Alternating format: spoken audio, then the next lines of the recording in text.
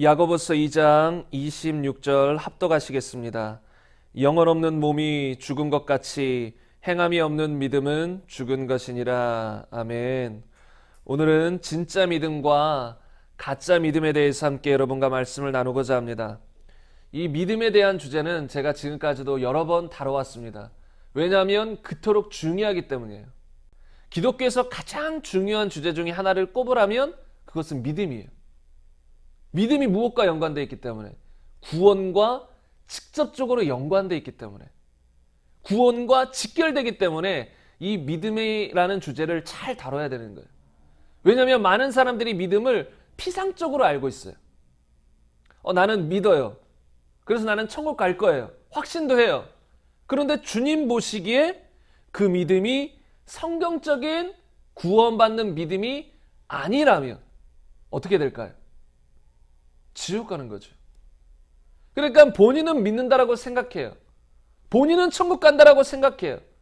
그런데 성경과 비교해 보니 성경에서 말하는 믿음이 아니라는 거예요. 그래서 이런 믿음에 대한 진짜 믿음과 가짜 믿음이 무엇이 다른가? 성경에서 말하는 믿음이 무엇인가에 대해서 알리는 것이 너무나 중요해요. 수많은 사람들이 타성해졌습니다. 또 익숙함에 젖어요. 처음에는 교회를 다닐 때 진짜 믿음은 무엇일까? 어떻게 해야 구원받을까? 어느 정도 고민을 할 수도 있어요. 진지한 사람이라면. 그런데 어느 순간 교회를 계속 다녀요. 그리고 교회에서 막 봉사직도 시켜요. 그 사람이 정말로 구원받은지를 점검하기도 전에 봉사직을 시켜요. 이것저것 시켜요. 그리고 자꾸 나오라니까 새벽 예배, 수요 예배, 금요 예배, 각종 예배에 나와요. 또 예배에 나가다 보면 사람들과 어울리고 좋아요. 그러다 보면 교회가 익숙해져요. 목사님 말씀도 자주 들어요. 그러면 그 말씀이 익숙해져요. 하나님에 대해서 자주 들어요. 그 말씀이 익숙해져요. 집안 사람들이 다 기독교인들이에요. 그러면 교회와 기독교와 하나님 익숙해져요. 그리고 본인은 그것을 동의해요. 맞아, 하나님 살아계셔. 예수님 십자가에 죽으셨어. 날 위해 죽으셨어. 나의 구원자야. 동의해요. 그리고 이렇게 믿죠. 나는 이제 믿는 자야. 하나님의 말씀에도 거부감이 없어요. 교회에도 거부감이 없어요. 그러다 보니까 자신이 나는 구원받았어. 나는 믿음을 가지고 있어. 라고 생각하는 거죠. 근데 여기에 큰 함정이 있다는 거예요. 익숙함에 속아서 정말로 진짜 믿음을 소유하지 못했다는 거예요. 성경이 말하는 믿음.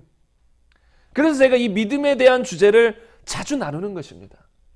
저는 오늘 이 설교를 통해서 수많은 영혼들이 진정한 믿음을 갖기 원해요. 진정한 믿음. 여러분 다시 한번 생각해 보셔야 돼요. 내 믿음이 진짜 믿음인가? 제가 방금 설교하기 전에 기도할 때도 막 이런 마음이 들어요. 정말로 수많은 사람들이 올바른 믿음을 가지고 구원받아야 되는데 이 설교를 통해서 한 영혼이라도 더 천국에 들어가길 간절히 바라요. 진짜 믿음을 소유해서. 진짜 믿음. 여러분, 그런데 타락, 변질, 미혹이라는 게 뭐예요? 타락, 변질, 미혹. 올바른 길을 가다가 벗어나는 거죠. 그러니까 타락이라고 말하는 거죠. 처음부터 그런 잘못된 길로 가는 사람을 이제 저 사람 타락했어. 그렇게 표현하는 건 아니잖아요. 타락한 존재다. 이렇게 표현할 수는 있지만 우리가 저 사람 타락했어 라고 말할 땐 보통 그전에는 올바른 길을 걷고 있었는데 변질됐다는 거. 또 미혹됐다는 것도 그전에는 올바른 진리 가운데 걸어가고 있었는데 그 진리에서 벗어나는 거. 그게 미혹이잖아요. 그러니까 이 믿음도 마찬가지예요. 우리가 과거에 한때 처음부터 바른 믿음이 없었을 수도 있지만 또 어떤 사람들은 바른 믿음을 가지고 있었을 수 있어요. 처음에는. 그런데 어느 순간 교회 생활이 익숙해지고 또 교회 안에서 잘못된 믿음에 관한 이야기, 잘못된 믿음에 대한 선포들을 듣다 보니까 믿음이 변질돼 버린 거예요. 미혹돼 버린 거예요. 그래서 처음에는 잘 가다가 나중에는 변질돼요. 미혹되어 엉뚱한 길로 가는 거예요. 비진리의 길을 걷는 거예요. 그래서 성경에서도 예수님 분명히 경고하시잖아요. 맹인이 맹인을 인도하면 둘 다 구덩이에 빠진다. 여러분 저는 이렇게도 말하고 싶어요. 처음에는 맹인이 아니었어요. 눈을 떴어요. 근데 어정쩡하게 눈 뜬 사람들도 많이 있어요. 그런 사람들은 맹인의 말을 자꾸 듣다 보면 본인은 눈이 떴는데, 어느 정도 떴는데 맹인의 말을 자꾸 듣다 보니까 그 말에 미혹돼서 눈을 감아버려요. 그러다 둘 다 구덩이에 빠지는 거예요. 물론 눈 뜬 사람이라면 맹인의 말을 듣지 않습니다. 정말로 하나님을 아는 사람, 진정한 믿음을 가진 사람이라면 가짜 믿음, 엉뚱한 믿음, 반쪽짜리 믿음을 선포하는 그런 메시지들에 귀를 기울이지 않아요. 귀를 닫아요. 그런데 우리가 육신이 있고 연약해서 또 말씀을 제대로 알지 못해서 처음에는 순수하게 주님을 믿었는데, 올바른 믿음을 가졌는데, 이 말씀을 제대로 모르다 보니까, 진리를 제대로 모르다 보니까 거짓 진리에 속아 넘어가 버린 거예요. 거짓 진리는 보통 우리의 육신이 동조하기 시작해요. 쉽게 표현하면 우리의 영은 진짜 진리에 반응하는데 우리의 육신은 거짓 진리에 반응하기 쉬워요. 왜? 육신은 자꾸 우리를 하나님에게서 멀어지게 만드는 그런 존재거든요. 그러다 보니까 하나님의 말씀과 반대되는, 너 진짜 믿음 가져야 돼, 순종이 따르는 믿음, 행함이 있는 믿음, 사랑으로서 표현되는 믿음을 가져야 돼, 이게 진짜 말씀인데 이 한국교회에서는 아니야, 믿음과 행함은 구분해야 돼, 믿음은 천국으로 인도하는 것이고 행함은 큰 상급으로 인도하는 거야, 믿음과 행함은 달라, 행함이 꼭 없어도 믿음만 있으면 천국은 가. 근데 이런 거짓된 메시지에 무엇이 동조하기 시작하죠? 육신이 동조하기 시작해요. 그러니까 처음에는 눈이 띄었어요. 올바른 믿음을 가졌어요. 구원받은 사람도 육신이 남아있기 때문에 올바른 지식을 알지 못하면, 진리에 대해서 알지 못하면 이 육신이 그런 거짓된 진리에 미혹되기 시작한다고요. 처음에는 제대로 갔는데, 처음엔 제대로 믿었는데 지식을, 하나님의 말씀에 대한 지식이 없으니까 그런 거짓된 메시지들 그럴듯하게 전하면 어떻게 돼요? 쏙 빠져드는 거예요. 왜? 육신이 그걸 좋아하니까. 한국교회에 문제되는 이 메시지 중에 하나가 뭐예요? 기복신앙적인 메시지, 축복만을 전하는 메시지. 그런데 왜 많은 목회자들이 이런 메시지를 전할까요? 성도들이 좋아한다는 거예요. 그런 것에 열광한다는 거예요. 그리고 성도들이 그런 것을 원한다는 거예요. 근데 성도들의 단지 영이 원하기보다 육이 원하는 거예요. 육이. 그래서 성도들의 육적인 그런 만족을 주기 위해서 그런 메시지를 선포하게 되는 거예요. 우리의 영이 원하는 게 아니에요. 물론 우리의 영도 영혼이 잘된 후에 이 땅에서도 우리가 잘되고 형통하고 강건하기를 원하죠. 그러면 먼저는 영이거든요. 그런데 많은 사람들이 영에는 관심이 없어요. 영혼에는 관심이 없고 온통 육에만 관심이 있어요. 그러다 보니까 기복주의적인 메시지, 복만 축복만 외치는 메시지들이 허다하게 한국교회 아니면 전 세계 교회 가운데 퍼져버렸다는 거예요. 이게 뭐예요? 미혹이라는 거예요. 미혹. 무엇 때문에 그런 미혹들이 우리에게 들어왔어요? 우리의 육신이 그런 미혹을 좋아했기 때문에, 그런 것을 원했기 때문에. 그런데 성경은 분명히 말하죠. 너희가 육신대로 살면 반드시 죽을 것이로되 영으로서 몸의 행실을 죽이면 살리라. 그리스도는 어떤 사람들이에요? 육을 따라 사는 사람들이 아니에요. 만약에 그리스도인 됐으면서도 계속 육신을 따라 산다, 결국은 멸망하게 됩니다. 그게 성경이 말하는 거예요. 우리가 그리스도인이 되는 순간 이런 고백인 거예요. 나는 더 이상 이제 육신을 따라 살지 않겠습니다. 내 안에 오신, 나를 거듭나게 하신 성령님의 인도함을 따라, 또 거듭난 나의 영을 따라 살겠습니다. 이게 그리스도인의 고백인 거예요. 그리고 그게 그리스도인의 모습이에요. 그래서 하나님의 영으로 인도함을 받는 그들이 곧 하나님의 아들들이다. 이게 성경이 말하는 거예요. 그러니까 그리스도인은 어떤 존재예요? 육신을 따라 살지 아니하고 영을 따라 살아가는 존재가 그리스도인이에요. 왜요? 육신은 하나님 말씀에 굴복하지 않는다는 거예요. 자꾸 하나님 말씀이 아닌 비진리에 머뭇머뭇거린다는 거예요. 그것을 좋아한다는 거예요. 그러니까 우리가 육신대로 살면 안 되는데 많은 그리스도인들이 이 육신을 쳐서 복종시키지 않아요. 이 육신의 생각들을 죽이지 않아요. 육신에 끌려가요. 그러다 보니까 미혹되는 거죠. 물론 우리가 그리스도인으로서 완전히 육신에게 절대로 지지 않는다, 그것은 아니죠. 가능성은 항상 열려 있어요. 육신이 있기 때문에, 자유의지가 있기 때문에. 그러나 기본적으로 그리스도는 어떤 존재예요? 육신을 따라 사는 존재가 아니라 영을 따라 사는 존재라는 걸 말해요. 때때로 넘어질 수 있어요. 때때로 육신에 질 수 있어요. 그러나 바로 회개하고 돌이켜요. 오토개처럼 일어나요. 이게 그리스도인이라는 거예요. 그 죄 가운데 머물러 있지 않는다는 거예요. 죄 가운데 계속 머물러 있는다. 계속 넘어져 있는다. 그리스도인 아니라는 거예요. 아니면 타락한 자라는 거예요. 변절된 자라는 거예요.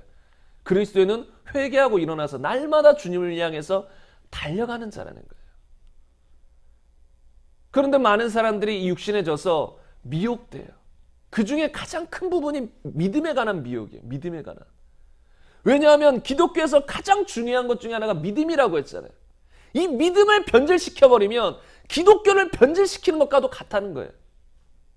믿음을 변질시켜버리면 구원을 잃어버리게 만들거나 아니면 구원을 애초에 갖지 않았으면서 구원을 가졌다고 착각하게 만들 수 있기 때문에, 그래서 수많은 사람들을 지옥으로 끌고 갈 수 있기 때문에 이 어둠의 권세, 사단 마귀 귀신이 이 믿음에 대해서 계속 미혹한다는 거예요.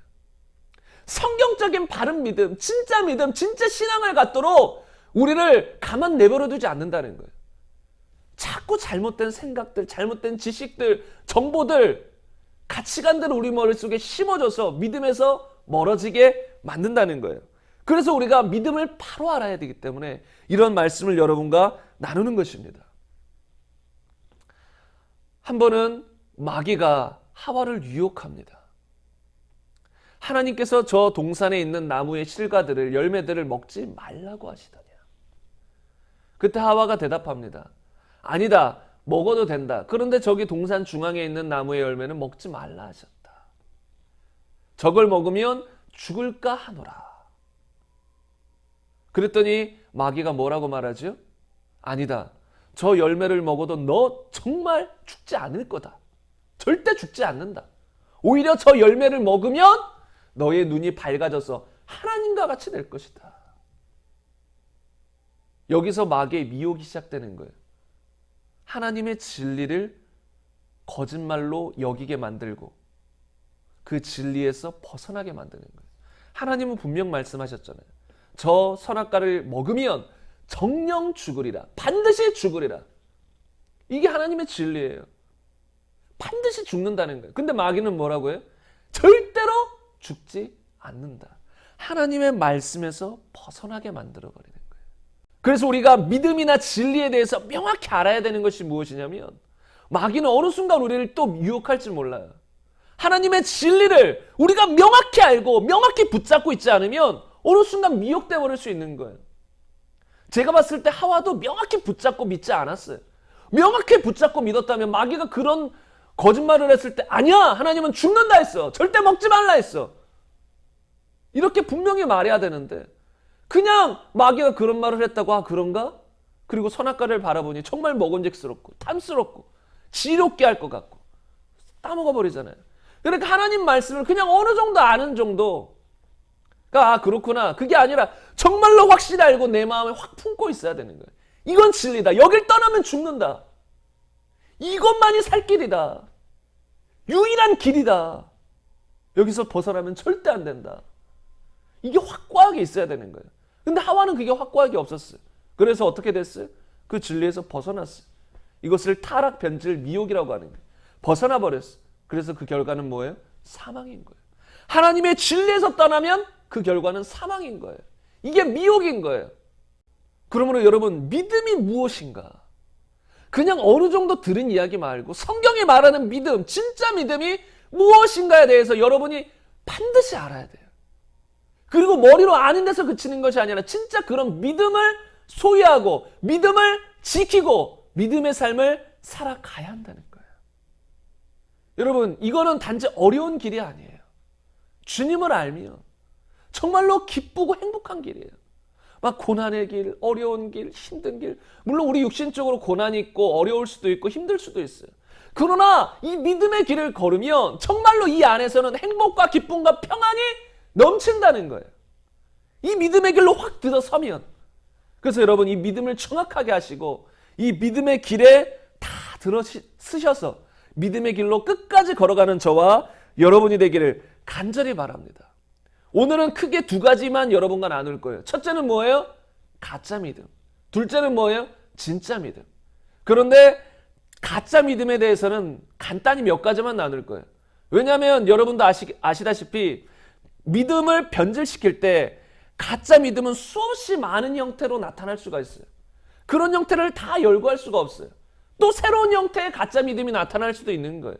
그래서 가짜 믿음은 간단히만 언급하고 진짜 믿음이 무엇인가에 대해서 명확히 설명할 거예요. 왜냐하면 진짜 믿음을 알면 가짜들이 나타날 때 어떤 가짜의 모양으로 나타나더라도 쉽게 알 수 있는 거예요. 이런 이야기를 들어봤습니다. 이 은행원들이 지폐, 진짜 지폐와 가짜 지폐를 구별할 줄 알아야 되잖아요. 진짜 지폐와 가짜 지폐. 그러면 진짜 지폐와 가짜 지폐를 구별하기 위해서 어떤 노력을 할까요? 가짜 지폐들, 위조 지폐들, 종류들을 다 가지고 와가지고 그것들을 다 연구할까요? 물론 그런 작업도 어느 정도 필요할 수는 있어요.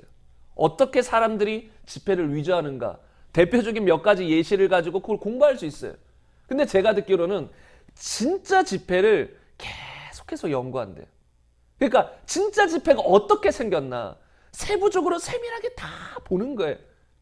그렇게 연구한 사람은 진짜 지폐가 앞면과 뒷면 세부적인 상황까지 어떻게 생겼는가를 수없이 봤기 때문에 아는 거예요.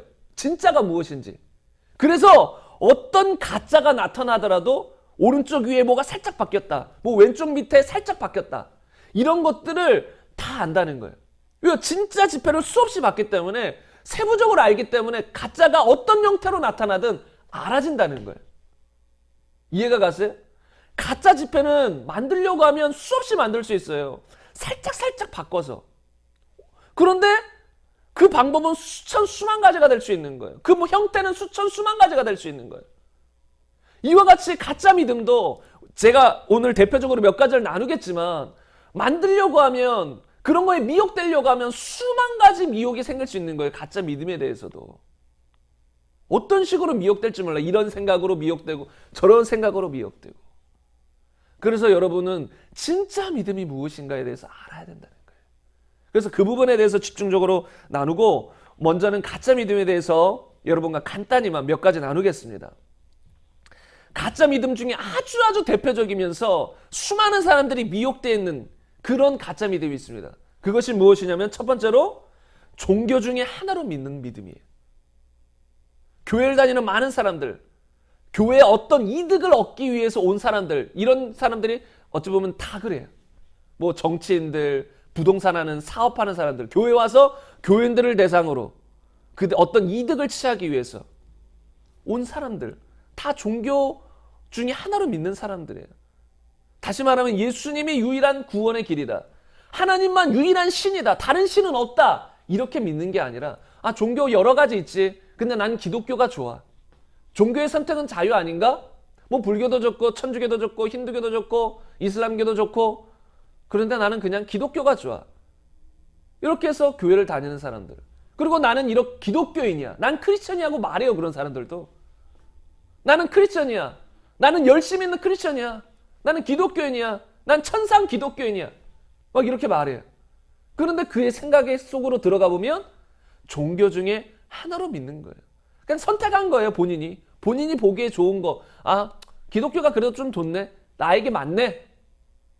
내 스타일에 맞네. 내 느낌에 맞네. 그래서 기독교를 선택한 경우. 이런 경우가 수없이 많습니다. 수없이 많아요. 그래서 이런 믿음은 대표적인 가짜 믿음이에요. 혹시 이 설교를 들은 사람들 중에 자기 생각 속에 기독교도 종교 중에 하나 아니었나? 이렇게 생각했던 분이 있다면 그분은 가짜입니다. 당신은 가짜예요. 가짜 믿음을 가졌다는 거예요. 종교 중에 하나라는 게 아니에요. 여러 신들 중에 한 신이 아니에요. 유일한 신이에요. 다른 신은 없다는 거예요. 이 온 세상을 만든 분, 신화가 아니라 진짜 온 우주를 만들고 인간을 만들고 동물을 만들고 식물을 만들고 태양과 달을 만들고 그렇게 창조하신 분이 하나님이라는 거예요. 그분을 우리가 믿는다는 거예요. 유일한 신이라는 거예요. 이렇게 믿지 않는 당신이라면 당신은 종교인에 불과해요. 당신은 구원과는 상관없어요. 천국과는 상관없어요. 당신은 그리스도인도 아니며 크리스천도 아니에요. 제가 이렇게 말하는 이유는 깨닫고 돌이키라는 거예요. 당신의 영혼을 위해서 돌이키라는 거예요. 그렇지 않으면 당신은 죽어서 지옥에 가게 돼. 심각한 거예요. 종교는 믿지 마세요, 여러분. 종교는 사람들이 만든 거예요. 왜 믿어요, 그런 걸? 그래서 많은 사람들이 비난하기도 하죠, 이렇게. 종교는 사람들이 만들었다. 위로를 받기 위해서, 안식을 얻기 위해서. 여러분, 기독교는 그런 종교 아니에요. 위로를 받고 안식을 받으려고 만들어낸 종교가 아니에요. 유일하신 하나님, 참 하나님을 믿는 공동체라는 거예요. 모두 하나님을 떠나 죄인이 되었는데, 그래서 지옥에 갈 수밖에 없는 절대적인 운명에 처했었는데, 그런 절체절명의 운명에서 우리를 건져주시러 예수님이 오셨어요. 그분을 믿고 그분을 따르는 자마다 다 영생을 얻어요. 그래서 모인 곳이 공동체가 교회라는 것이에요. 종교 중에 하나가 아니라는 거예요. 그럼 두 번째는 무엇이냐면, 이 가짜 믿음 중에 두 번째, 이게 어찌 보면 더 심각한 부분일 수 있어요. 둘 다 심각하지만 어찌 보면 두 번째가 더 심각할 수도 있어요. 무엇이냐면 예수님을 유일한 하나님으로 믿어요. 근데 제가 지금 가짜 믿음에 대해서 말하고 있거든요. 예수님을 믿어요. 어떤 분으로? 유일한 하나님으로. 예수님의 십자가를 믿어요. 예수님의 부활을 믿어요. 나의 구원자인 걸 믿어요. 천국과 지옥이 실제로 존재한다는 걸 믿어요. 그런데 제가 지금 말했죠? 가짜 믿음일 수 있다. 어떤 부류의 사람들이 있냐면, 많은 경우 모태신앙인 사람들 중에 이런 부류가 많이 있을 수 있어요. 모태신앙이다 보니까 하나님 말씀에 거부감이 없죠. 천국과 지옥도 믿어져요. 예수님 믿어야 천국 가는 것도 알아요. 하나님 밖에는 다른 신 없다는 거 알아요. 다른 거 다 우상인 거 알아요. 야고보서 2장 19절에 보면, 네가 하나님은 한 분이신 줄을 믿느냐? 잘하는도다. 귀신들도 믿고 떠느니라. 여기서 어떤 종의 믿음이 나와요? 귀신들의 믿음이 나와요. 귀신들은 어떤 믿음을 가지고 있어요? 하나님이 한 분이신 것을 알아요. 그리고 그분이 절대자인 걸 알고 믿고 두려워해요. 두려워 떤다 했잖아요. 믿고 떠느니라. 그러니까 두려운 거예요. 그 하나님의 존재가 두려운 거예요. 두려운 분인 걸 아는 거예요. 성경에서 우리를 향해서 하나님을 경외하라고 하잖아요. 그게 영어로 보면 하나님을 두려워하라는 거예요. 두려워하라. 하나님은 사랑이시지만 공의로우신 그런 의미에서 하나님을 두려워해야 되는 거예요. 절대자인 그런 의미에서 하나님을 두려워할 줄 알아야 되는 거예요. 근데 그 정도의 믿음은 귀신도 가지고 있어요. 두려운 분인 거. 한 분이신 거. 다른 존재는 없다는 거 귀신들 알아요. 한 분이신 걸 알고 믿고 떨어요. 교회를 다니는 많은 사람들이 이런 귀신 수준의 믿음을 가지고 있는 경우들이 많아요. 그리고 본인은 구원받았다라고 착각하죠. 천국 간다라고 착각하죠. 나는 믿음을 가지고 있어. 나는 예수님만 구원의 길인 걸 믿어. 다른 종교 구원 없어. 확실히 믿어. 그리고 심지어 주변 사람들 그렇게 말하기까지 해요. 그런데 그게 가짜 믿음일 수 있다는 거예요.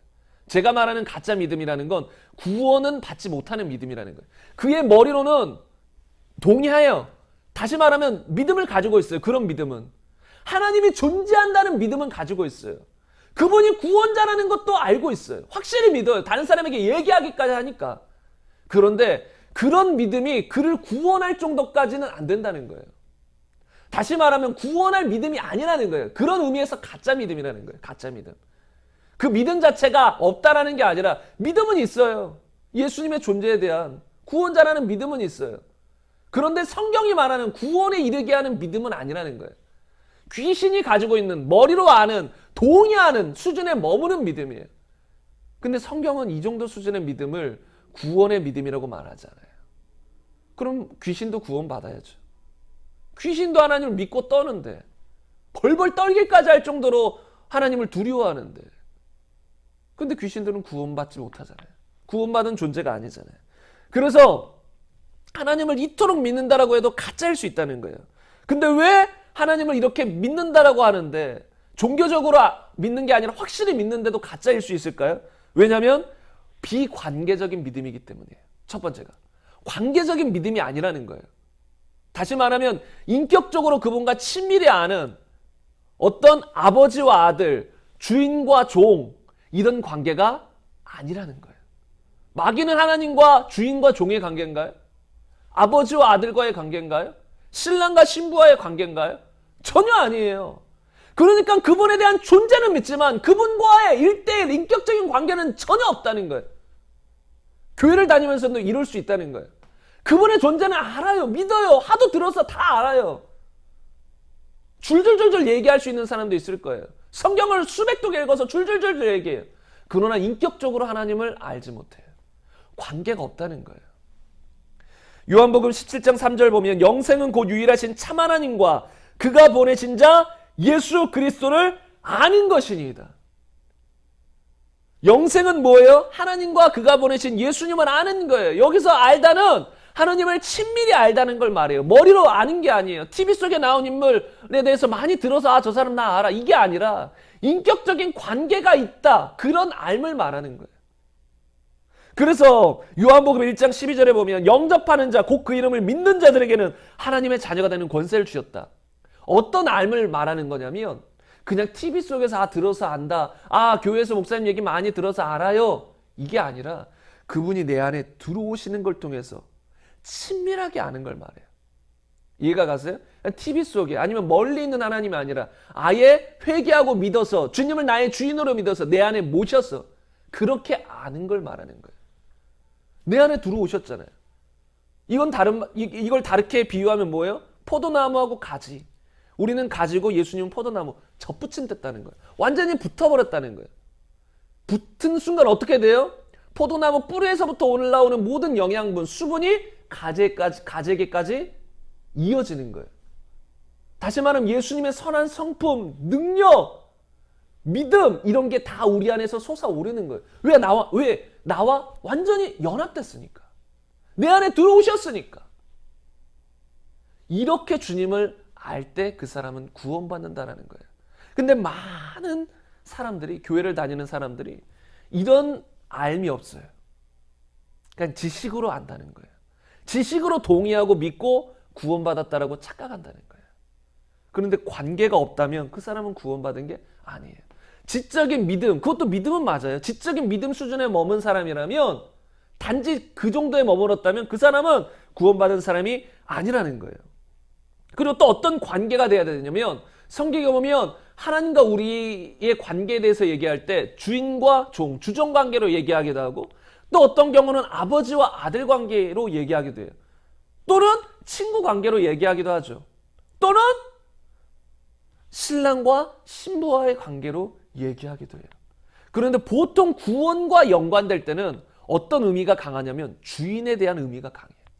이해가 갔어요? 구원과 관계된 이야기를 할 때는 주인에 대한 관계, 그것에 대한 의미가 강하다는 거예요. 다시 말하면 우리가 하나님과 어떤 관계를 맺어야 되냐면 주인과 종의 관계를 맺어야 되는 거예요. 다시 말하면 그분은 임금이고 우리는 백성이다. 왜냐하면 이 현대를 사는 사람들 중에서는 이 종이라는 의미에 대해서 너무 부정적으로만 생각하기 때문에 제가 조금 말을 다르게 표현하자면 임금과 백성이라는 소리예요. 임금과 백성. 그분은 임금, 우리는 백성. 지금은 왕이 다스리지 않지만 옛날에 어떤 나라들은 대부분 왕이 다스렸잖아요. 왕이 법을 만들고 백성은 그것을 순종해야 될 의무가 있는 거잖아요. 그러니까 하나님은 우리의 왕이라는 거예요. 임금이라는 거예요. 우리는 그분의 백성이라는 거예요. 이런 관계가 돼야 그 사람이 구원받은 믿음이 되는 거예요. 그런데 교회를 다녀요. 열심히 다녀요. 주님에 대해서 다 알지만 그분을 정말로 내 마음의 임금으로, 왕으로 또는 주인으로 받아들이거나 믿지 않은 사람들도 많다는 거예요. 그런 사람들은 하나님의 존재는 믿지만 내 안에 주인이 안 됐어요. 요한복음 1장에도 나오지만 그분은 이 땅에 왕으로 오셨어요. 임금으로 오셨어요. 자기 땅, 자기 백성에게 오셨어요. 다시 말하면 임금으로 오셨는데 임금으로는 안 받아들이고 그냥 하나님으로만, 구세주로만 받아들인다?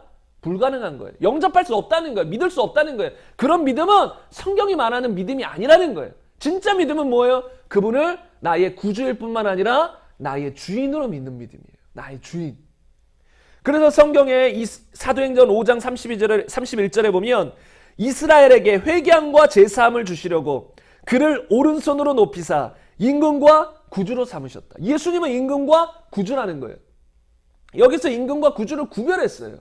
예수님에 대해서 설명할 때 임금과 구주를 구별했다는 거예요. 각각의 의미가 다르다는 거예요. 구주는 구원하는 분, 임금은 한마디로 왕이라는 거예요. 왕, 우리가 그분의 명령에 순종해야 되는 임금이자 왕이시라는 거예요.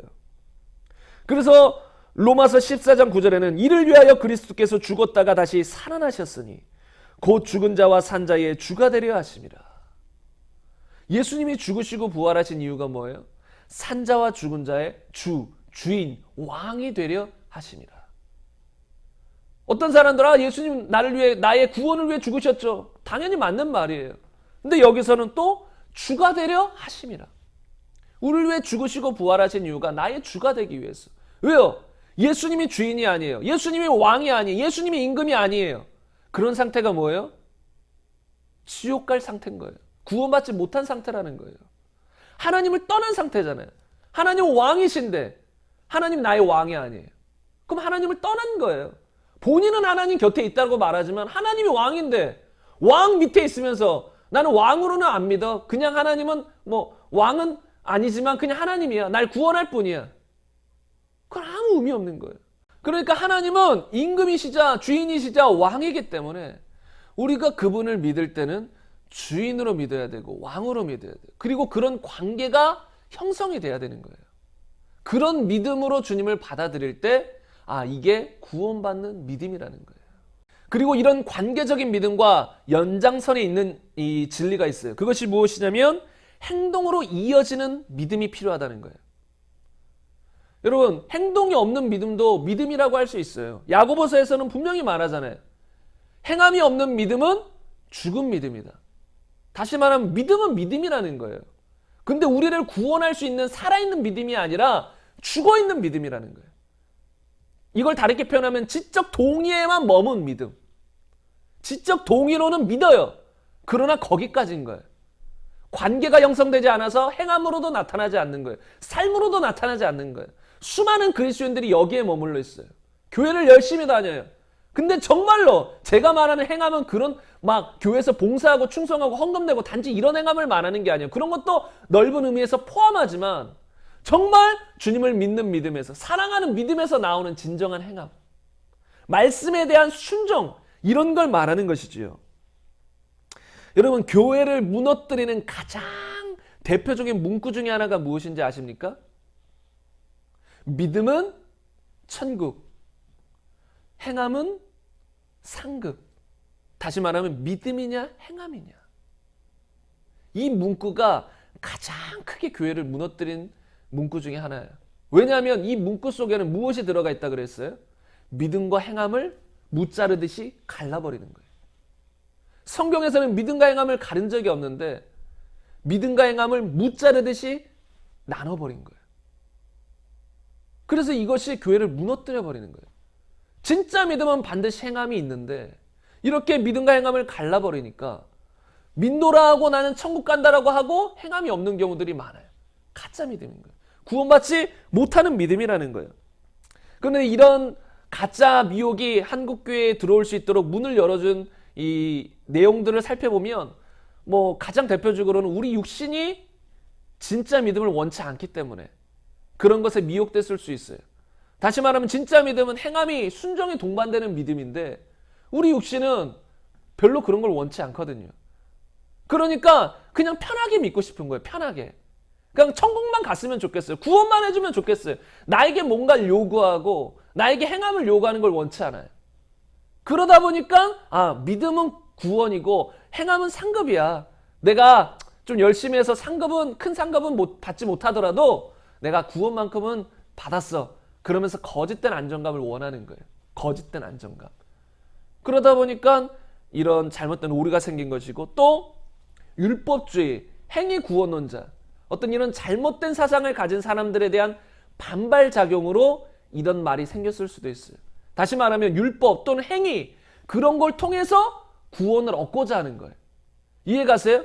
내가 어떤 걸 열심히 해요. 다른 종교들도 마찬가지잖아요. 대부분의 종교들이 어떤 열심을 내서 선을 행해서 그것을 통해 구원을 얻는다는 거예요. 어느 정도 선을 많이 행하면 그 사람은 구원을 받는다는 거예요. 그러니까 교회 안에서도 이런 잘못된 생각들, 내가 율법을 지키고 어느 정도 많은 선한 일을 행하면 그것을 의로 삼아 내가 천국 갈 수 있겠지.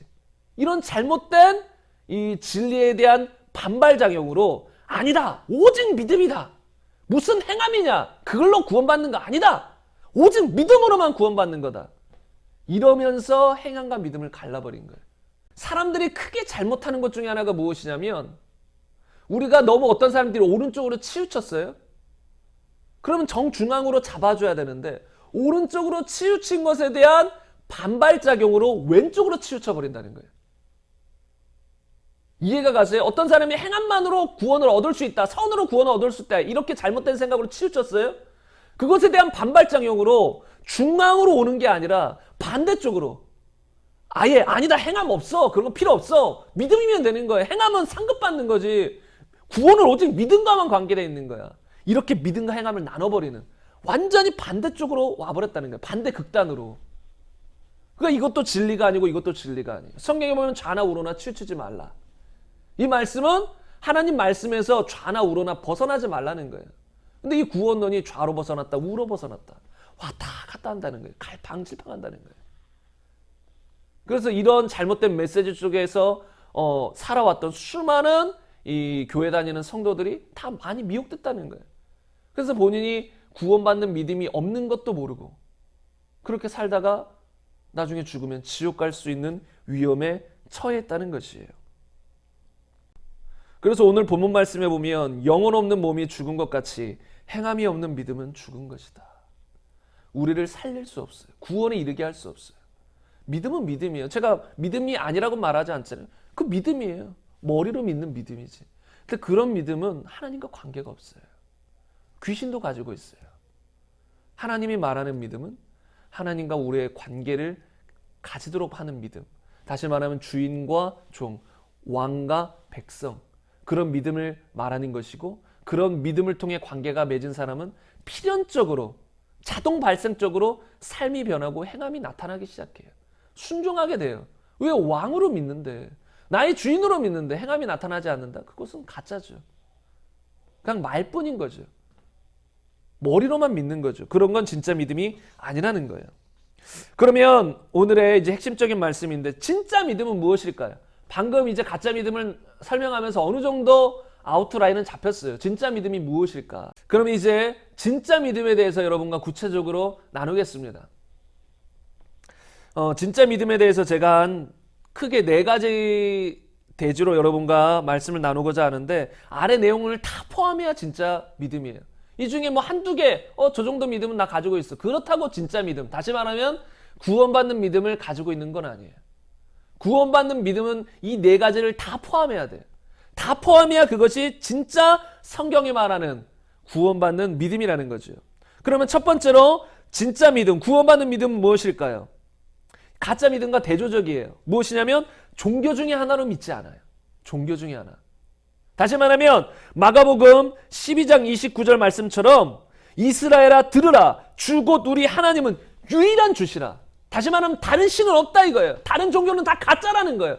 그건 가짜 신이라는 거예요. 오직 하나님만 유일한 신이다라고 믿어야 되는 거예요. 종교 중에 하나가 아니라 유일한 신이다라고 믿어야 되는 거죠. 요한복음 14장 6절처럼 내가 곧 길이요 진리요 생명이다. 나로 말미암지 않고는 하나님 아버지께로 갈 자가 아무도 없다. 예수님만이 구원의 길이다. 다시 말하면 기독교만이 참이다. 다른 모든 종교는 거짓이다. 다 미혹이다. 이걸 알아야 된다는 거예요. 그리고 이걸 믿어야 된다는 거예요. 이게 진짜 믿음을 향한 첫 번째 관문인 거예요. 이 관문을 통과하지 않으면 절대로 진짜 믿음을 가질 수 없다는 거예요. 진짜 믿음의 출발점은 정말 예수님만이 유일한 구원의 길이다. 하나님만이 유일한 신이시다. 기독교는 사람이 만든 종교가 아니라 정말로 온 우주 만물을 창조한 하나님을 섬기는 공동체가 기독교다. 이런 믿음이 있어야 된다는 거예요. 이게 진짜 믿음의 첫 번째예요. 두 번째는 뭘까요? 아까는 비관계적인 믿음이었죠? 이 가짜 믿음은, 진짜 믿음은 뭐예요? 관계적인 믿음이에요. 아까 다 설명했어요. 이 부분은. 하나님을 인격적으로 알아야 돼요. 정말로 여러분 한번 돌이켜보세요. 내가 하나님을 인격적으로 알았다. 여러분 저는 모태신앙이었어요. 어릴 때부터 예수님을 잘 믿었어요. 그래서 교회에서 노방전도를 나가면 아마 초등학생 때 그때쯤에 같이 나가서 전도지도 나누고 그랬던 기억이 있어요. 그리고 나중에 제 어머니께서 이렇게 말해준 것이 무엇이냐면 제가 어느 날 아팠어요. 어릴 때. 아파서 정말 교회 가기도 힘든 상황이었는데 어머니에게 그렇게 말했다는 거예요. 꼭 가야 된다고. 아파도 가야 된다고. 그 정도로 교회는 꼭 가야 된다. 그리고 예수님 믿어야 천국 간다. 이건 확실히 알고 있었던 것 같아요. 어릴 때부터. 그것에 대해서는 타협이 없었던 것 같아요. 왜 어릴 때부터 그렇게 들어왔고 그렇게 배워왔으니까. 그런데 문제가 무엇인지 아세요? 1대1로 하나님과 인격적인 관계는 없었던 것 같아요. 그러니까 어릴 때부터 배워왔으니까 알잖아요. 천국이 있고 지옥이 있고. 어린아이들 얼마나 순수해요.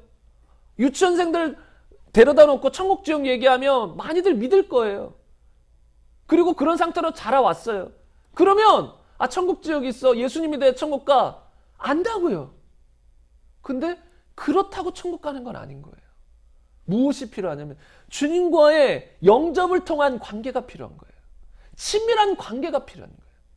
그게 없으면 천국 아닌 거예요.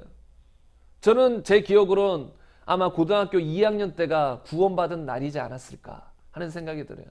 어떤 외국 교회에서 이제 부흥회가 있었는데 친구 따라 그 부흥회에 참석했다가 그때 이후로 제 삶의 전과 후는 나눠져요.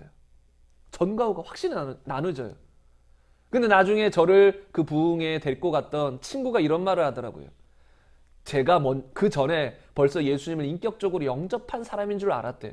그래서 그 부흥회에 저를 데리고 간 거예요. 왜냐하면 그 부흥회가 아주 은혜가 있고 파워풀한 부흥회거든요. 그래서 저를 데리고 갔는데 나중에 알고 보니 그 전에 제가 인격적으로 하나님을 만난 게 아니었던 거예요. 근데 교회 가면 딱 가자마자 기도하고 그 모습을 그 친구가 제 옆에서 본 거예요. 그러니까 얘는 진짜 구원받은 사람이 맞구나. 하나님을 만난 사람이 맞구나. 해가지고 다른 교회였는데 부흥회가 있을 때 데리고 간 거예요. 같이 가자고. 유명한 부흥사가 오신다고.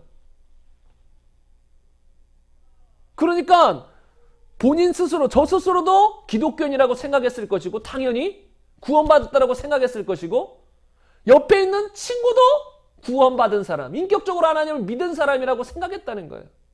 그런데 아니었다는 거예요. 여러분도 한번 여러분 자신을 살펴보세요. 일주일에 한 번 나와요. 교회 나와서 하나님을 생각하고 하나님 말씀을 들어요. 그거 말고 정말 삶 속에서 주님을 생각하는 삶을 살아가나요? 만약에 일주일에 한 번 교회 나와서 주님 생각하고 살면서 한 번도 주님을 생각하지 않는다. 삶 속에서 주님과 어떤 교제가 하나도 없다. 그럼 한번 생각해 보셔야 돼요.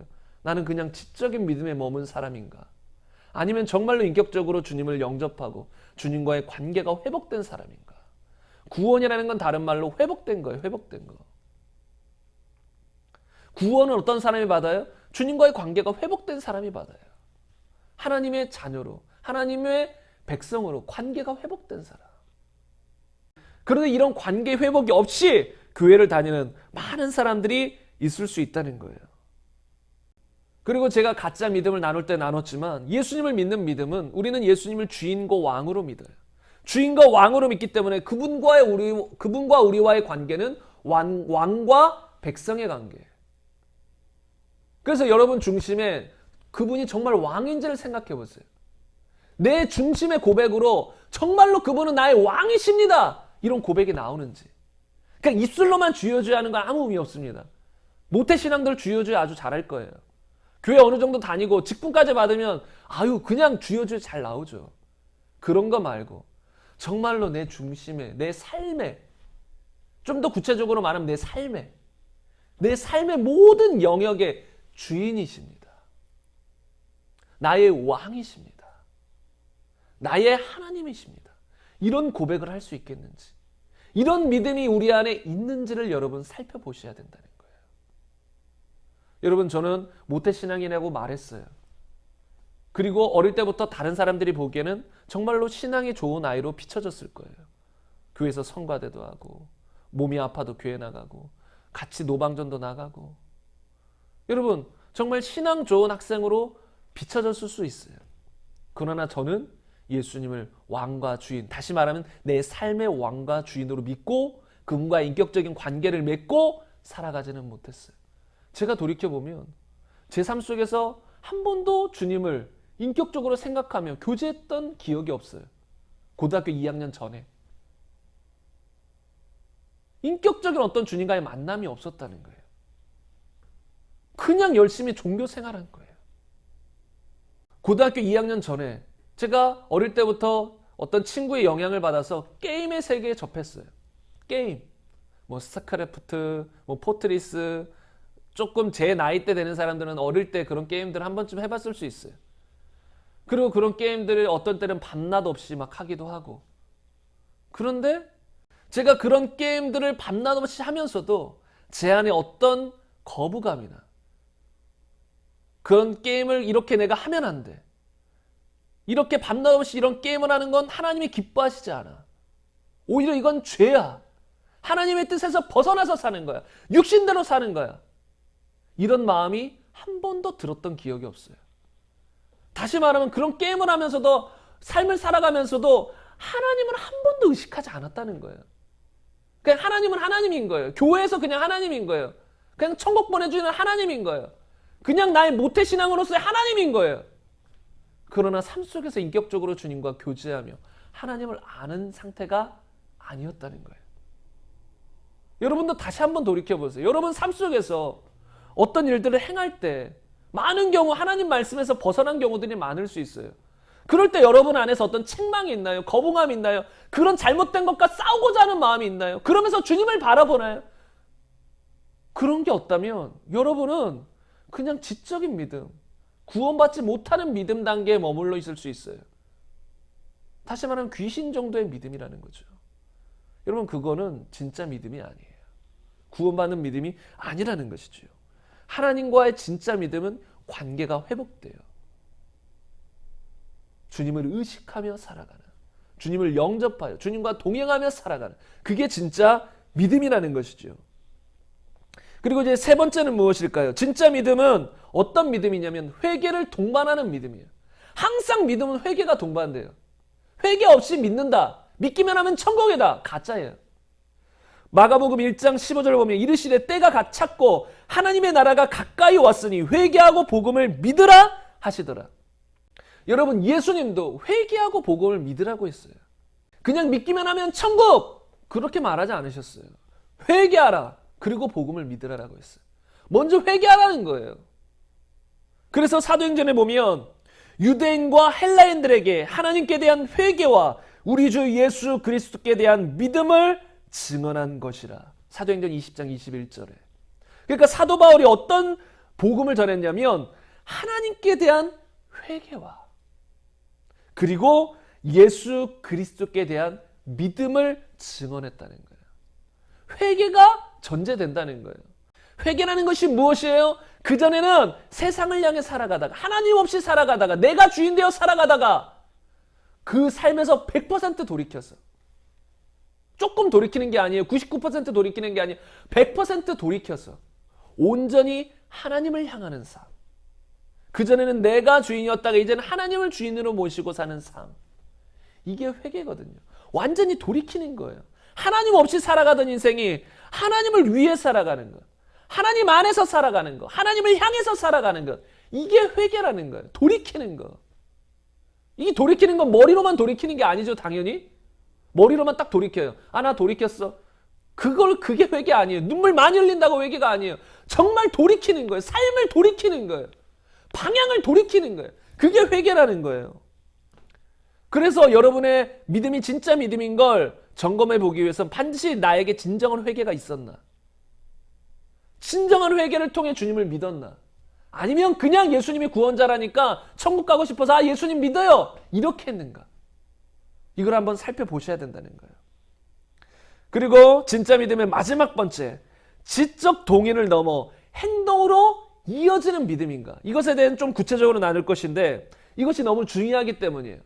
왜냐하면 지적 동의를 넘지 못하고 지적 동의에 머무르면 어떤 믿음이라고 했어요? 귀신과 같은 믿음. 지적인 믿음이라는 거예요. 그 믿음은 우리를 구원하는 진짜 믿음이 아니에요. 그냥 지적인 믿음이지. 그래서 우리가 구원받기 위해서는 반드시 지적 동의를 넘어서 행동으로 이어지는 믿음. 있어야 되는 거예요. 근데 제가 여기서 말하는 건 행동이 있어야 그 행동이 의가 되어 천국에 간다, 그런 의미로 말하는 게 아니에요. 성경이 말하는 구원받는 믿음은 반드시 행함을 산출해낸다는 거예요. 행함이 동반된다는 거예요. 우리가 믿음으로 구원받는 거 맞습니다. 그런데 구원받는 믿음이라는 건 관계적인 믿음이기 때문에, 주인으로 믿는 믿음이기 때문에 반드시 행함이 동반된다는 거예요. 행함이 동반되지 않는다? 가짜 믿음이라는 거예요. 지적 수준에 머무른 믿음이라는 거죠. 그래서 오늘 본문 말씀에서는 영혼 없는 몸이 죽은 것 같이 행함이 없는 믿음은 죽은 것이다. 자신을 구원하지 못한다라고 했죠. 그래서 야고보서 2장 19절 20절을 보면 내가 하나님은 한 분이신 줄을 믿느냐? 잘하는도다 귀신들도 믿고 떠느니라. 아, 허탄한 사람아, 행함 없는 믿음이 헛것인 줄을 알고자 하느냐. 이런 야고보서의 내용을 보면 분명히 행함과 믿음은 다른 거예요. 그렇죠? 믿음과 행함은 달라요. 그런데 그 믿음과 행함이 함께 가지 않으면 그것은 아무 의미 없다는 거예요. 행함이 없는 믿음이 허탄하다는 거예요. 허탄하다. 자신의 영혼을 구원할 수 없다라는 것이죠. 그래서 예수님은 분명히 이렇게 말씀하셨습니다. 마태복음 7장 21절에 나더러 주여 주여 하는 자마다 다 천국에 들어갈 것이 아니요 다만 하늘에 계신 내 아버지의 뜻대로 행하는 자라야 들어가리라. 여러분, 이 말씀을 보면서 좀 눈이 뜨이셔야 돼요. 아, 내가 지적인 믿음에 머무른다면 그거는 나를 구원할 수 없구나. 성경은 분명히 행함을 동반하는 믿음이어야만 천국 간다라고 했거든요. 예수님은 적나라하게 말하잖아요. 나더러 주여 주여 한다고. 이 사람들 믿음이 있어요, 없어요? 있죠. 어떤 믿음이요? 지적인 믿음. 예수님을 주라고 불렀잖아요. 나의 주인으로, 나의 왕이라고 불렀잖아요. 주여 주여 불렀잖아요. 지적인 믿음은 가지고 있어요. 다시 말하면 여러분들이 입술로 주여 주여 할 수 있어요. 그분 나의 하나님이십니다, 왕이십니다 할 수 있어요. 근데 머리에 머문 관계, 머리에 머문 동의, 지적인 믿음, 이것은 우리를 지옥으로 끌고 갈 뿐이에요. 우리를 천국으로 이끌어주지 못해요. 왜요? 나더러 주여 주여 하는 자가 다 천국 들어가는 게 아니라 하늘에 계신 내 아버지의 뜻대로 행하는 자라야 천국 들어간다. 다시 말하면 진짜 믿음 있는 자가 뭐냐? 진짜 믿음이 뭐냐? 구원받는 믿음이 뭐냐? 하나님 말씀에 순종하는 데까지 나아가는 믿음. 그러니까 머리로만 예수님 주인이다가 아니라 이 내 마음 중심에, 정말로 내 삶의 중심에 예수님을 주인으로 믿을 때 그런 사람은 반드시 행함이 나타나게 되죠. 말씀에 순종하게 되죠. 내 중심의 주인이 예수님인데, 내가 아닌데 예수님이 주인인데 당연히 행함이 나오게 되죠. 그런 사람이 구원받는다는 거예요. 진짜 믿음은 행함이 동반된다는 거예요. 근데 여기서 조금 더 여러분과 나누고 싶은 것이 무엇이냐면, 이런 진짜 믿음을 가진 사람, 행함이 동반되는 사람의 특징은 뭐냐면 거듭난 사람이에요. 거듭난 사람. 그런데 이것을 조금 더 쉽게 이해하자면 정말로 예수님을 영접했는가, 그 생명이 내 안에 들어왔는가 들어오지 않았는가예요. 왜냐하면 제가 이렇게만 말하면 사람들이 오해할 수 있거든요. 나 정말 믿었고, 그런데 때때로 하나님 말씀에 대한 불순종이 나타나요. 온전히 순종하는 행함이 나타나지 않을 때가 있을 수 있어요. 그렇다고 그 사람이 구원받지 못한 건가요? 그건 아닌 거예요. 그런 여격이 나타날 때마다 회개하고 돌이키면 되지만, 단지 그런 행함이 100% 나타나지 않았다고 구원받지 못한 건 아니에요. 그 어떤 사람이 구원받은 거예요? 쉽게 표현하면 주님을 영접한 사람인 거예요. 근데 주님을 영접한 사람이라면 어떤 게 나타나는가를 제가 설명하는 거죠. 지금 주님을 영접했다. 다시 말하면 주님이 내 안에 들어오셨다. 다시 말하면 예수님이 생명이신데 그 생명이 내 안에 들어오셨다. 그래서 우리 입장에서 표현하면 내가 거듭났다. 새롭게 태어났다. 내 안에 새 생명이 들어와서 나는 새로운 존재가 되었다. 그냥 지적으로만 나 새롭게 태어났어, 나 이제 새로운 존재야, 이게 아니라 정말로 영이신 하나님 내 안에 들어오신 거예요. 그때 그 사람은 거듭난 거예요. 그럼 그 사람은 구원받은 거예요. 그러면 그 사람은 어떤 삶을 살게 돼요? 행함을 동반하는 삶을 살게 돼요.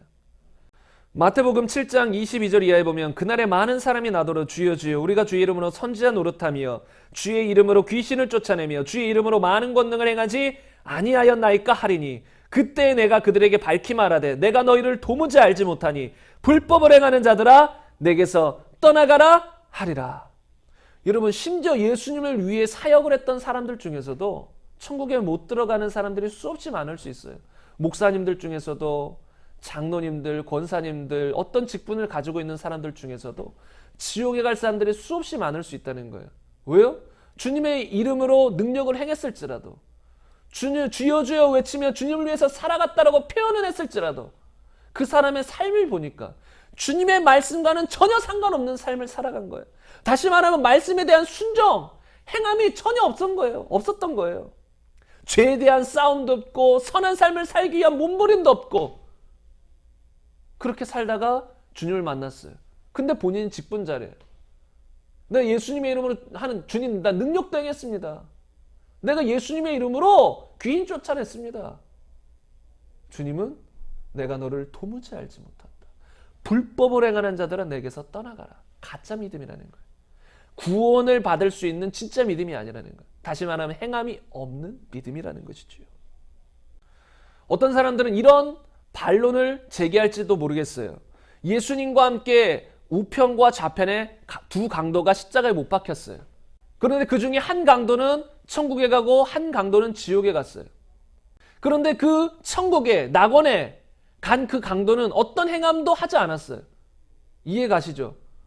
그냥 예수님과 함께 십자가에 못 박혀 있다가 어느 순간 마음을 바꿔서 천국 간 거예요. 그러면 단지 믿음이면 된 거 아니냐 이렇게 생각할 수도 있는 거예요. 아, 여기 어떤 행함이 있지도 않지 않았습니까? 그럼 믿어서 천국 간 거 아닙니까? 아니 왜 행함이 있어야 천국 간다라고 말하십니까? 근데 저는 분명히 말할 수 있어요. 이 사람이 만약에 십자가에 못 박혔다가 살아났다면, 그 사형 집행이 중지돼가지고 내려와서 살아났다면 반드시 어떤 삶을 살았을까요? 행함이 동반되는 삶을 살았을 거예요. 다시 말하면 행함이 겉으로 드러날 시간이 없었을 뿐이지, 만약에 그 사람의 시간이 있었다면, 삶의 시간이 있었다면 반드시 예수님의 말씀에 순종하는 삶을 살았을 거라는 거예요. 물론 자유죄가 있어서 타락하고 그러지 않고 변절될 수도 있지만 기본적으로 그가 천국 갈 믿음을 가졌다면 행함은 동반되게 돼 있다는 거예요. 이 사람은 그런 행함을 나타낼 시간이 없었을 뿐이지. 그리고 여러분이 오해하면 안 되는 것이 무엇이냐면, 그런 행함을 가지고 제가 천국 가는 게 아니라고 표현했어요. 행함이 의가 아닌 거예요. 구원은 믿음으로 받아요. 나의 주인, 나의 하나님으로 믿을 때, 주님을 내 안에 영접할 때 그 생명이 들어오는 거예요. 근데 정말로 이렇게 그 생명이 들어온 사람이라면 반드시 행함이 동반하게 돼 있다는 거예요. 그러니까 이런 행함이 동반되지 않았다, 지적인 믿음에 머물렀다, 그러면 그 사람은 제대로 예수님을 영접한 사람이 아니라는 걸 말해주는 거예요. 그럼 그 사람은 어떻게 해야 되냐? 빨리 회개하고 예수님, 제가 주님을 영접합니다. 내 안에 주인으로 오시옵소서. 이렇게 고백해야 된다는 거예요. 믿어야 된다는 거예요. 그래서 이런 내용을 잘 설명해 주는 게 행위 구원과 행위 심판에 대한 내용이에요. 행위 구원이 뭐라고 했어요? 나의 행위를 의로 삼아서 구원을 얻고자 하는 것. 내가 열심히 하면 그것에 대한 보상으로 천국을 얻는 것. 이건 불가능하죠. 우린 죄덩어리인데 그런 것으로, 나의 행위로 내 죄가 없어지지도 않을 뿐더러 내 행위가 아무리 선해봤자 하나님 앞에서는 선이 아니에요. 내 기준에서 선이지. 그것으로 천국 못 간다는 거예요. 근데 많은 부류의 사람들이 내가 열심히 노력해서 천국을 가야지, 어떤 낙원을 가야지, 이런 생각을 한다는 거예요. 이건 잘못된 거죠. 그런데 행위 심판은 성경적이라는 거예요. 우리가 행한 대로 갚으리라. 너가 무엇을 했는 거를 나중에 달아보겠다. 너의 인생을 달아보겠다. 너의 행위를 달아보겠다. 그것으로 심판한다는 거예요.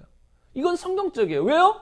진정한 믿음이었다면 반드시 행함이 동반되기 때문에.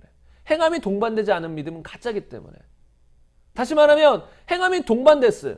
그것으로 너의 믿음을 판단하겠다는 거예요. 이건 성경적인 원리예요. 그래서 열매로 그 나무를 안다라고 분명히 성경은 기록하고 있습니다. 마태복음 12장 33절을 보면 나무도 좋고 열매도 좋다 하든지 나무도 좋지 않고 열매도 좋지 않다 하든지 알아. 그 열매로 나무를 아느니라. 그래서 왜 행위 심판이 성경적인 원리냐면 열매로 그 나무를 안다. 이 예수님의 말씀과 일맥상통하기 때문이에요. 예수님은 그 열매로 그 나무를 알잖아요. 그 사람의 삶을 보면, 행함을 보면 살아가는 걸 보면, 혼자 있을 때 그의 모습을 보면 그가 좋은 나무인지 나쁜 나무인지, 다시 말하면 구원받은 사람인지, 정말로 구원받는 믿음이 있는 사람인지, 아니면 지적인 믿음만 가진 멸망할 사람인지를 알 수 있다는 거예요. 무엇으로? 그 사람의 열매를 통해, 행함을 통해, 순종을 통해 그것을 볼 수 있다는 거예요. 이렇듯 성경은 믿음과 행함을 나누지 않는다는 거예요. 나누지 않아요. 진짜 믿음은 진짜 행함, 가짜 믿음은 행함이 없음. 이게 성경에 말하는 것이죠. 그래서 요한일서 3장 10절에도 하나님의 자녀들과 마귀의 자녀들이 드러나나니 무릇 의를 행하지 아니하는 자나 또는 그 형제를 사랑하지 아니하는 자는 하나님께 속하지 아니하니라. 더 적나라하게 지적하고 있는 거예요. 의를 행하지 아니하는 사람, 하나님께 속하지 않았다.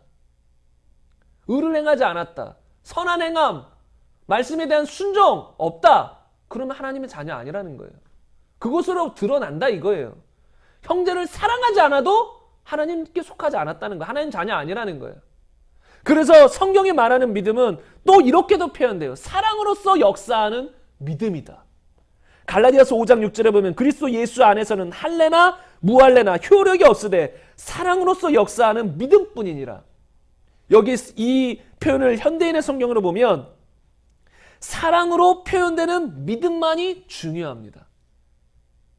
그러니까 우리를 구원할 수 있는 믿음은 어떤 믿음이라는 거예요? 사랑으로 표현되는 믿음이라는 거예요. 사랑으로 표현되지 않는 믿음은 어떤 믿음이에요? 죽은 믿음, 지적인 믿음이라는 거예요. 이거와 같죠. 야고보 사도가 잘 지적한 것처럼 어떤 사람이 굶주리고 있어요. 그런데 그 사람이 정말 굶주리고 먹을 것도 없어요. 그럼 그 사람을 향해서 이렇게 말하는 거예요. 빨리 집에 가서 맛있는 거 드세요. 그리고 나에게는 먹을 것이 풍족한데 조금도 나눠주지 않아요. 이것이 뭐예요? 말뿐인 사랑이잖아요. 다른 말로 말뿐인 믿음인 거예요. 지적인 믿음인 거예요. 지식에만 멈춘 믿음. 나의 삶에 어떤 영향도 주지 못하는 믿음. 그건 믿음 아니라는 것입니다. 성경은 분명히 사랑으로서 표현되는 믿음만이 중요하다. 사랑으로 표현이 되지 않는다면 그건 하나님이 원하시는 믿음이 아니에요. 마귀와 같죠. 마귀와 같은 믿음. 그래서 요한일서 4장 8절에는 사랑하지 아니하는 자는 하나님을 알지 못하나니. 모른다는 거예요. 사랑하지 않으면. 왜냐하면 하나님은 사랑이시기 때문에. 요한일서 3장 10절에 방금 나눈 말씀에서도 보면 하나님의 자녀들과 마귀의 자녀들은 이렇게 드러나나니 무릇 의를 행하지 아니하는 자, 그 형제를 사랑하지 아니하는 자는 하나님께 속하지 아니하니라. 요한일서 3장 14절에도 보면 우리는 형제를 사랑함으로 사망에서 옮겨 생명으로 들어간 줄을 알거니와 사랑하지 아니하는 자는 사망에 머물러 있느니라.